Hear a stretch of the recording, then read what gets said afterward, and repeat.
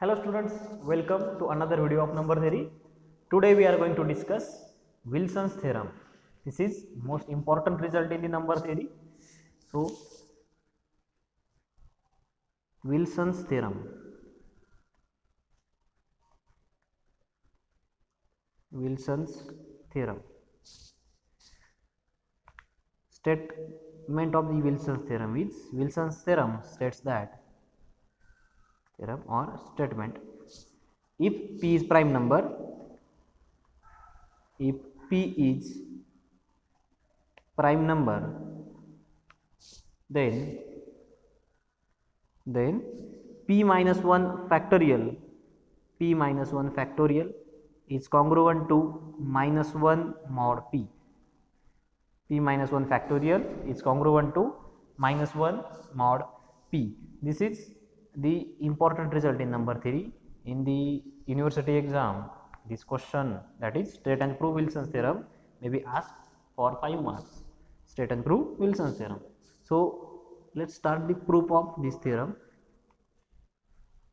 Here we have given P is prime number and we have to prove that if this P is prime, then P minus 1 factorial is congruent to minus 1 mod P. So only given thing is P is prime number. Let P be a prime number.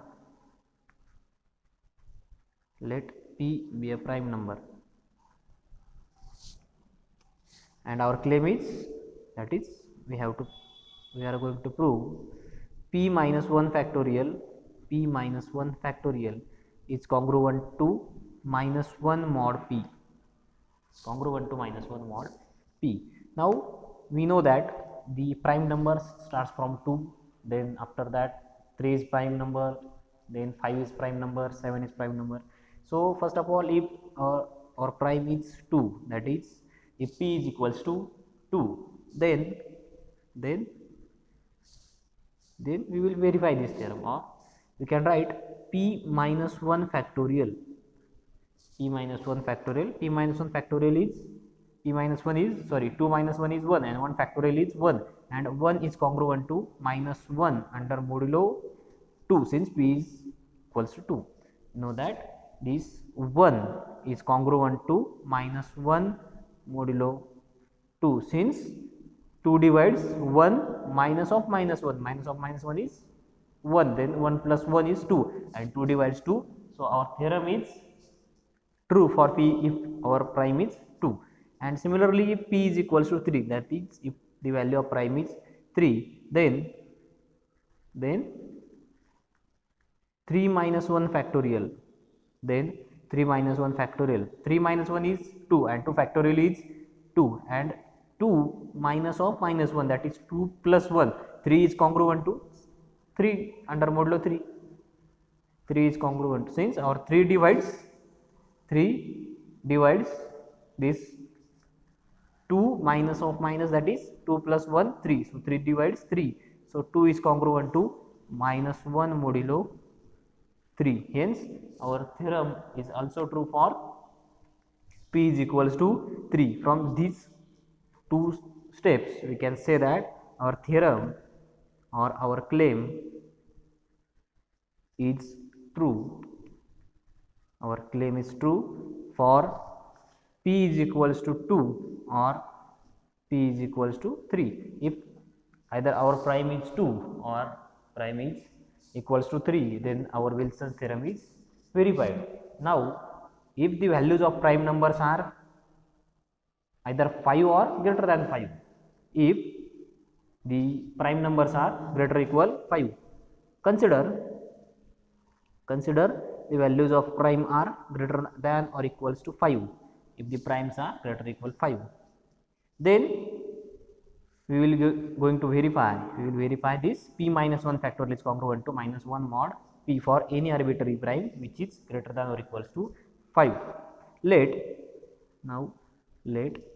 small a be any integer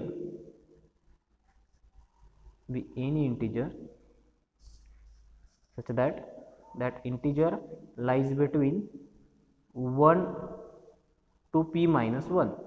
A is any integer and this a integer is lies between 1 to p minus 1. So any integer less than a prime is obviously relatively prime to that prime, that is therefore the GCD of this a with prime p is equals to 1. Since our prime is p which is greater or equal 5, and any number which is less than this prime p and greater than 1 is obviously relatively prime to p, since there are only two divisors of prime is either 1 or that prime itself. So all the integers in between that 1 and prime p are relatively prime to that p. So here we get GCD of this a and this p is 1, and we know that if the GCD of a and m is equals to 1, then ax is congruent to 1 mod m as solution.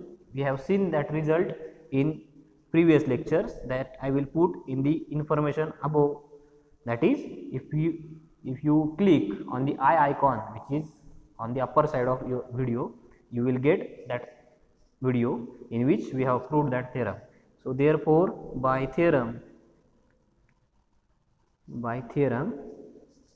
a GCD of a and m is equals to 1 if and only if ax is congruent to 1 mod m has solution. If and only if ax is congruent to 1 mod m has solution. Using this result, we can say that here x is congruent to 1 mod p. Instead of m we are taking here p, since GCD of a and p is equals to 1.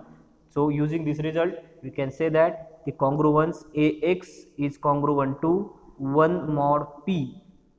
Ax is congruent to 1 mod p has solution.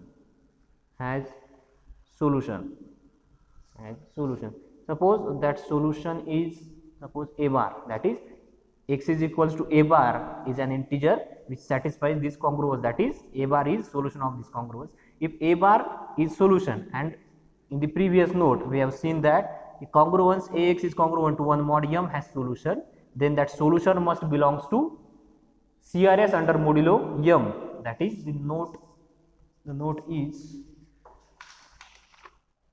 just a second, the note is, if the congruence, using this note, if the congruence ax is congruent to 1 mod m has solution x naught, then this x naught must belongs to CRS under modulo m. So here instead of m we are taking p, that prime number, and we know that the CRS under modulo p is the integers in between 1 to p minus 1. So this a bar must belongs to CRS under modulo p, that is this a bar is a solution and the solution must be in between 1 to p minus 1.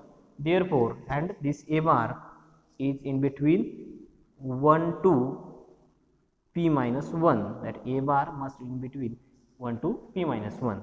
So we have ax is congruent to 1 mod p has solution, and that solution is a bar, that is a bar satisfies this congruence, and this a bar is in between 1 to p minus 1. Now since this a bar is solution of this congruence, so this a bar satisfies this congruence, that is instead x is equals to a bar satisfies this congruence. So a into a bar is congruent to 1 mod p, since this a bar is solution of this congruent. We have a into a bar is congruent to 1 mod p. So here this integer a is in between 1 to p minus 1, and this again a bar is also an integer, and this integer a bar is again in between 1 to p minus 1. So these either these a and a bar are equal or they are distinct. So we are going to take two cases. First case in which this a and a bar are equals, and in second case we will take a and a bar are different. Since this a is in between 1 to p minus 1 and this a bar is again in between 1 to p minus 1. So these two integers may be same or may be different. So in first case we are going to take these two integers are same. If suppose the case first, if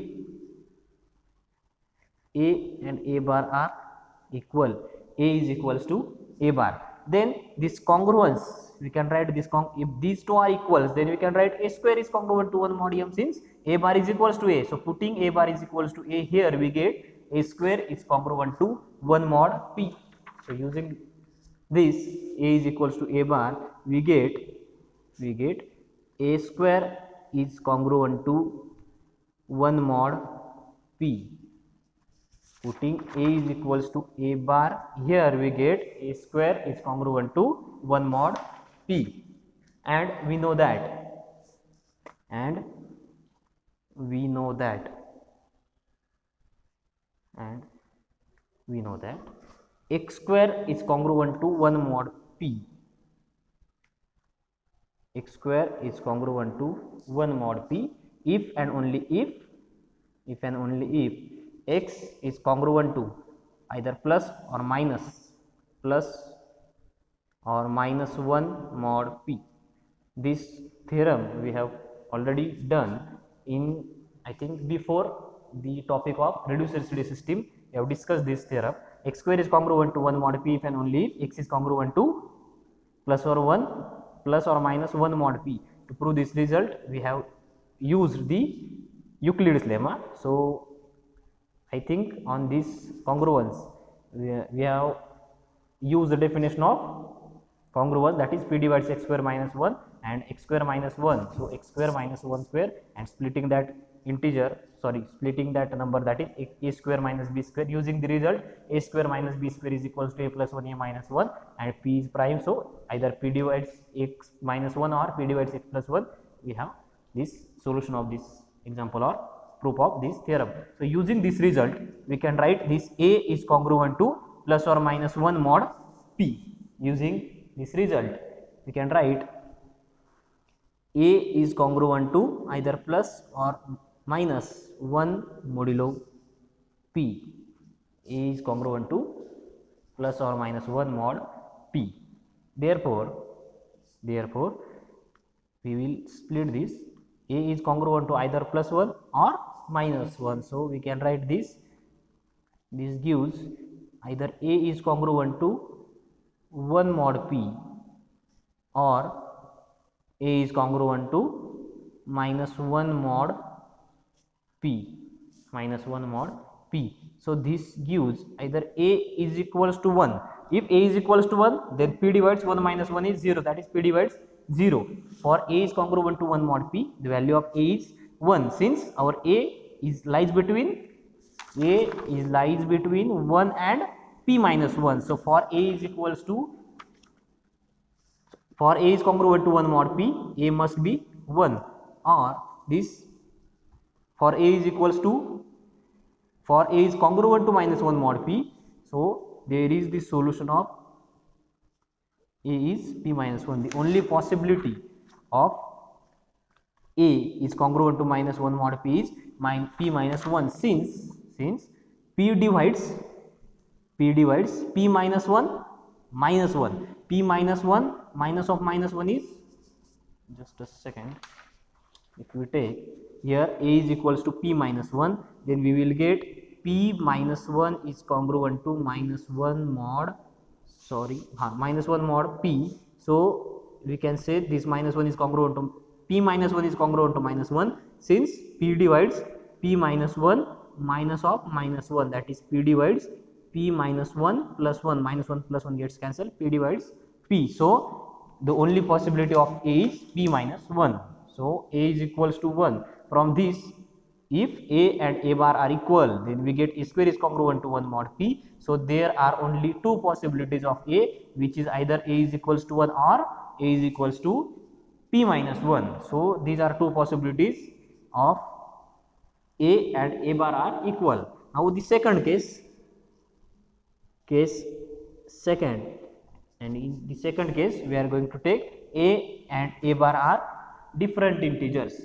In case second, if a is not equals to a bar, a and a bar are not equals to, a and a bar are not equals. So here a and a bar, both the integers are in between 1 to p minus 1, and in this first case, the case in which a and a bar are equal, we have the values of a and a bar is either 1 or p minus 1. So omitting these two values, that is omitting 1 and p minus 1, the remaining integers are 2, 3, 4 up to p minus 2, and pairing that integers, that is these two let's write something. So if we omit, if we omit if we omit the numbers,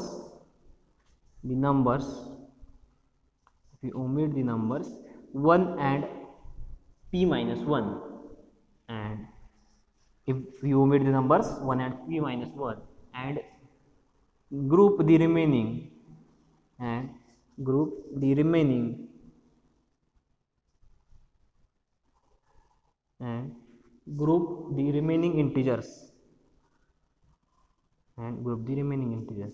Remaining integers means the integers in between these 1 to p minus 1, and omitting these two integers we must get the remaining. So for this 1 to p minus 1 there are p minus 1 integers, and omitting two integers in between those p minus 1 integers we get p minus 1 minus 2, that is p minus 3 integers, and those p minus 3 integers are 2, 3, 4 up to p minus 2, 2, 3 up to p minus 2. Grouping these p minus 3 integers and into the pairs, into the pairs of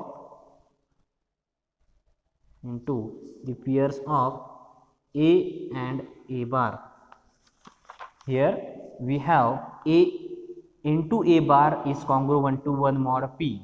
A and a bar both are integers, and those both integers are in between 1 to p minus 1. So for all these p minus 1 integers, these a and a bar satisfies this congruence. If a and a bar are equal, then there are only two possibilities. The possibilities of a and a bar are equal is 1 or p minus 1. So omitting these two numbers, that is 1 and p minus 1, we get the remaining p minus 3 integers.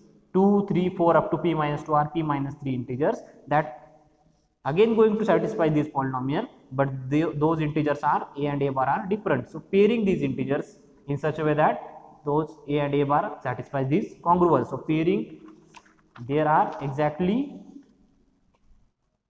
p minus 3 integers. So pairing these p minus 3 integers in such a way that that integer satisfies this congruence, we get p minus 3 by 2 pairs.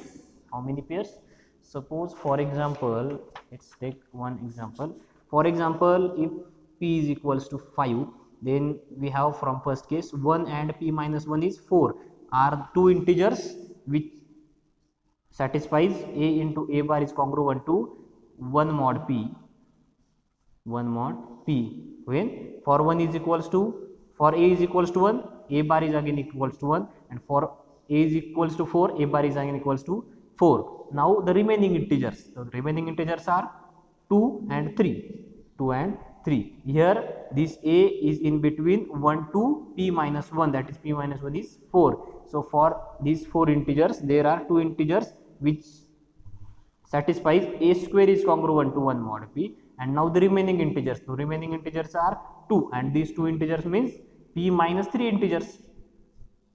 P minus 3 is p is prime, so p minus 3 is 2, these two integers remaining p minus 3. So pairing these integers, so here we get 2, 3 is a single pair. So here there are exactly p minus 3 by 2, that is 2 by 2 is equals to 1. So this is one pair. So pairing these p minus 3 integers, we get the product of what we have written. If we omit the numbers 1 and p minus 1 and grouping the remaining integers 2, 3 up to p minus 2 into the pairs of a and a bar, where these a and a bar are not equal. A group of these integers are in such a way that these a and a bar are not equal.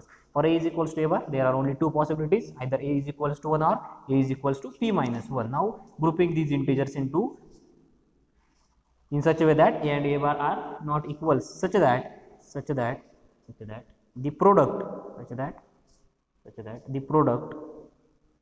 means the product of a and a bar, such that the product a and a bar is congruent to 1 mod p.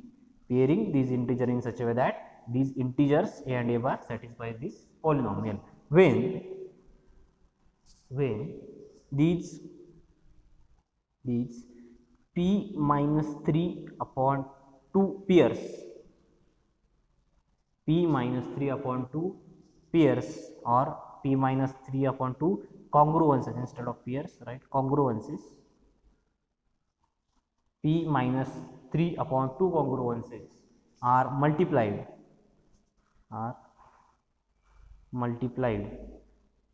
taking these, arranging in pairs, we get p minus 3 upon 2 pairs, and these pairs satisfy this congruence. So there are exactly p minus 3 upon 2 congruences which satisfy this a bar is congruent to 1 mod p. So multiplying these pairs and rearranging the factors. For example, suppose a is equals to 2, there is a bar is equals to p minus 3, then for a is equals to 3, so a bar is, for that a bar is p minus 2. So all these pairs must congruent to 1 mod p, and multiplying these pairs to each other and just rearranging these factors, we get multiply, these congruences are multiplied, and these congruences are multiplied together, and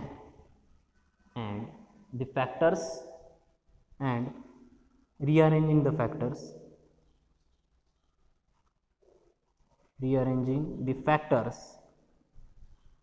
and rearranging the factors, we get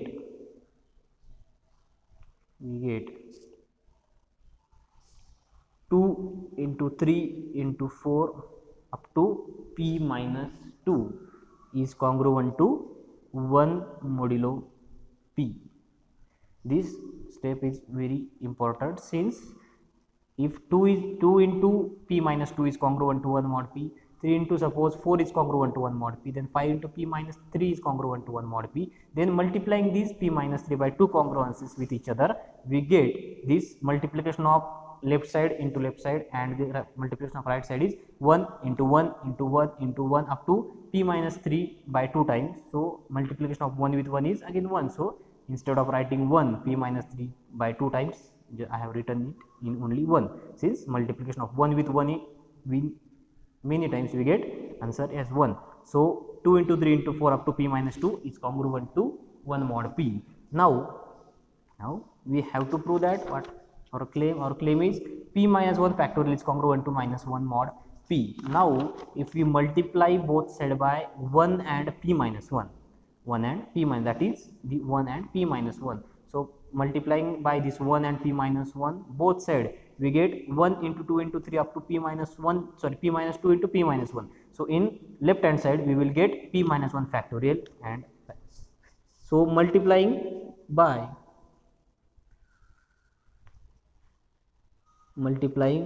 both sides by 1 and p minus 1, we get 1 into 2 into 3 up to p minus 2 into p minus 1 is congruent to 1 into 1 into p minus 1 under modulo p. So 1 into 2 into 3 into 4 up to p minus 1 is p minus 1 factorial. Clearly this multiplication is p minus 1 factorial, and which is congruent to 1 into 1 into p minus 1 is p minus 1 under modulo p, and we know that p minus 1 is congruent to minus 1 mod p, since this p minus 1 is congruent to minus 1 mod p, since our p divides p minus 1 minus minus plus p minus 1 plus 1 is p, and p divides p. So using this we will get p minus 1 factorial is congruent to minus 1 mod p, and hence the proof of Wilson's theorem. Hence the proof. In this proof, we will just overlook this proof. In the Wilson's theorem, Wilson's theorem states that if p is prime number, then p minus 1 factorial is congruent to minus 1 mod p. In this proof, we have given only p is prime number, and we have to prove that p minus 1 factorial is congruent to minus 1 mod p. For p is equals to 2, our theorem is verified.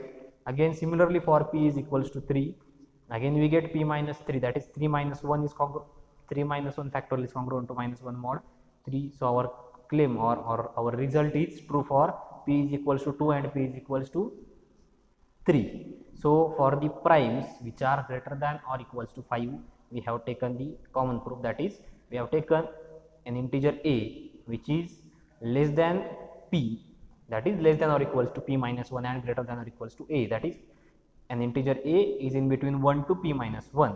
Then p is prime and a is integer less than p minus 1 or less than p, then that integer must be relatively prime to 1 since p is prime. So GCD of a and p is equals to 1, and after using the theorem on this GCD, that is if GCD of a and m is equals to 1, if and only if ax is congruent to 1 mod m has solution, we can write ax is congruent to 1 mod p has solution. And that solution, again by using the note, that note was if the solution of ax is congruent to 1 mod p, x naught is solution, then that x naught must belongs to CRS, and taking the solution, and the solution must be unique, that we have seen earlier in the proof of this theorem. So this solution must belongs to 1 to p minus 1. So from these two we get a and a bar, two integers which are less than or equals to p minus 1 and greater than or equals to 1, and this a bar is solution of this congruence. Since a bar is solution of this congruence, so a bar satisfies this congruence, that is a into a bar is congruent to 1 mod p. So there are two possibilities of a and a bar. This a and a bar are in between 1 to p minus 1. A is in between 1 to p minus 1, a bar is again in between 1 to p minus 1. So there are two possibilities of a and a bar, that is either these two a and a bar are equal or they are distinct. If they are equal, then this congruence becomes, that is this congruence a into a bar is congruent to 1 mod p becomes a square is congruent to 1 mod p, since these two are equal. If these two are equal, then we can write a square is congruent to 1 mod p. If a square is congruent to 1 mod p, then we get a is either equals to 1 or a is equals to p minus 1 by using this theorem, that is x square is congruent to 1 mod p if and only if x is congruent to plus or minus 1 mod p. If so therefore we get a is congruent to plus or 1 or minus 1 mod p. So there are two possibilities of a, that is if a is congruent to 1 mod p, then a must equals to 1, since our a is less than p and greater than 0, that is 1 is less than or equals to a is less than or equals to p minus 1. So there is only one possibility of a, which is 1, and for a is congruent to minus 1 mod p, there is only one possibility of a, which is p minus 1. So in the second case, that is if a and a bar are distinct. So in this case, omitting these two numbers, we get remaining p minus 3 numbers, and pairing those numbers in such a way that these p minus 3 numbers in such a way that the number satisfies the congruence a into a bar is congruent to 1 mod p, and multiplying these p minus 3 by 2 p minus, since there are p minus 3 integers, and pairing means taking two integers which satisfies this congruence. So there are exactly p minus 3 upon 2 pairs, since in each pair there are two elements, so there are exactly p minus 3 elements. So pairing these p minus 3 elements, we get p minus 3 upon 2 pairs. So therefore for this, and writing each congruence a into a bar is congruent to 1 mod p, there are p minus 3 by 2 congruences, and multiplying these congruences to each other, we get left hand side as 2 into, and rearranging these factors. Rearranging means if 2 is congruent to p minus 2, 3 is congruent to 2 into p minus 2 is congruent to 1 mod p, 3 into suppose 4 is congruent to 4, a is equals to 2, suppose a bar is equals to p minus 2, for a is equals to 3, suppose a bar is equals to p minus 4, and suppose a is equals to 4, a bar is equals to p minus 3. So these pairings are in any manner. So multiplying these and rearranging these numbers, we get 2 into 3 into 4 up to p minus 2 is congruent to 1 mod p, since these numbers, these pairings satisfy this congruence. So we get this, and multiplying both sides by this 1 and this 1 and p minus 1, we get p minus 1 factorial is congruent to p minus 1 mod p, and p minus 1 is congruent to minus 1 mod p. So putting p minus 1 instead of p minus 1, we get the solution, that is we get our final p minus 1 factorial is congruent to minus 1 mod p. Hence the proof of Wilson's theorem.